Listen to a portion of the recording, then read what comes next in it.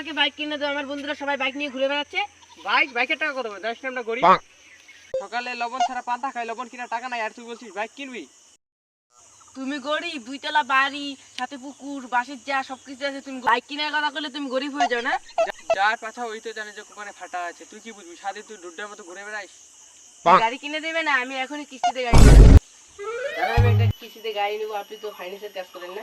ভালো সময় এসেছিস, এখনই আমি অফিসে চলে যেতাম। কি বাইক নিবি বল? এটিএম ডিউক নেবো আর 10,000 টাকা পেমেন্ট দেবো। তোর মাসে 6,000 টাকা করে কিস্তি পড়বে, 3 বছরে তোর 54,000 টাকা। হ্যাঁ দিয়ে দেবো আমি। দে ডকুমেন্টস গুলো দে। এই যে ব্যাংকের বই কই? প্যান কার্ড কই? ওগুলো লাগে, শুধু আধার কার্ড দিয়ে হয় না? না আগেও তুই প্যান কার্ড, আধার কার্ড, 180 টাকা সই লাগবে তো। এত কিছু তো আমার কাছে নাই, শুধু আধার কার্ডই আছে। বাবা আছে তো? বাবা তো বাবার কি আছে? থাকলে হ্যাঁ বল, না না বল। আছে, বাবা বলে ডাকতে লাগে তাই ডাকি। বাবাকে পটায় আয়, ব্যাংক অ্যাকাউন্ট নিয়ে আয় যা। বাবা তোমার ব্যাংক অ্যাকাউন্ট আর প্যান কার্ড নিয়ে চলো না। তুই ব্যাংকের বই আর প্যান কার্ড দিয়ে তুই কি করবি? কালকে তোমাকে বললাম না আমি বাইক কিনবো, তোমার নামে লোন নেবো, চলো। কি? তোর কি মাথাটা খারাপ হয়েছে? আমি টিপকার লোক তোকে বাইক কিনে দিব?